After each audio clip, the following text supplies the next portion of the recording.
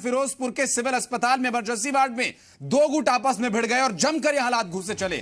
अस्पताल में तोड़फोड़ की गई, दो लोग इस दौरान घायल भी हो गए और दोनों पक्षों के लोग गांव बारे के रहने वाले बताए जा रहे हैं।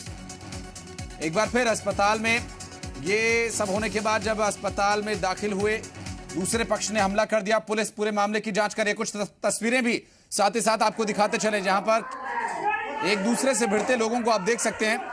ये फिरोजपुर से तस्वीर सामने आई, कमरे के वार्ड के अंदर आप देखिए वहां पर दो लोग भिड़े हुए और यहां बाहर गैलरी में भी खींचतान जारी है। और तस्वीरें आप देखिए, ये फिरोजपुर से दो पक्षों के बीच मारपीट का मामला सामने आया, जहां अस्पताल जंग का मैदान बन गया।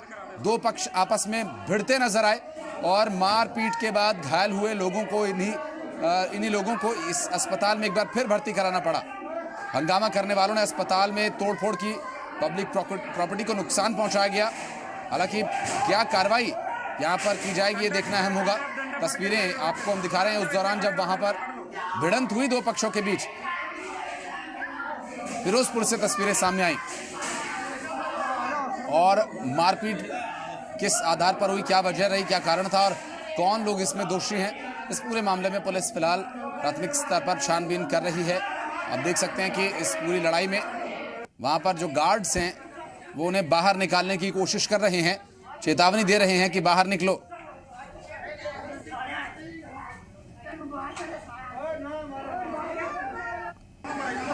और बीच बचाव करने की भी कोशिश वहां पर परिजनों के द्वारा की जा रही थी, लेकिन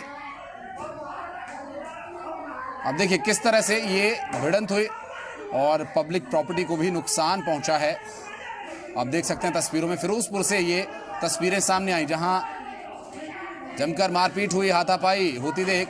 हालांकि गार्ड्स शुरू में कुछ बीच बचाव करने की कोशिश कर रहे थे, हालांकि बाद में उन्होंने बैकअप बुलाने के लिए फोन घुमाया, लेकिन बैकअप जब तक आता तब तक ये पूरा झगड़ा जम चुका था और यहाँ हाथापाई, तोड़-फोड़ सब हो गया। राजेश कटारिया हमारे सहयोगी इस वक्त हमारे साथ फोन लाइन पर है। राजेश, अभी क्या पता चल पाया इस पूरे घटनाक्रम के बारे में जो अस्पताल में हाथापाई हुई? आशीष, ये अभी आधा घंटा पहले की बात है कि हमें हॉस्पिटल से फोन आया कि यहाँ पे जो है दो गुट पहले आपस में गांव में इनकी आपस में लड़ाई झगड़ा हुआ, क्योंकि है तो ये एक ही परिवार के लोग हैं। हाँ। लेकिन आपस में किसी बात पर झगड़ा हो गया, जिसमें एक पक्ष जो है यहाँ पे सिविल हाउस से फटा हुआ था, सर फट गया तो हॉस्पिटल के अंदर एडमिट हो गया। पीछे ही दूसरा गुट आ गया। आते ही उन्होंने दूसरे गुट वालों ने उनको जो है अस्पताल के अंदर इलाज करवा रहा था उनसे मारपीट करनी शुरू कर दी। साथ में औरतें भी थी। इसके साथ ही इन्होंने जमकर जो है प्राइवेट प्रॉपर्टी का जो वहाँ पे जो हॉस्पिटल के अंदर बेंच पड़े हुए थे या स्टूल्स पड़े हुए थे वो भी उठा के मारे। उसके बाद बाहर जो है ईंट पत्थर चलाए हैं इन्होंने।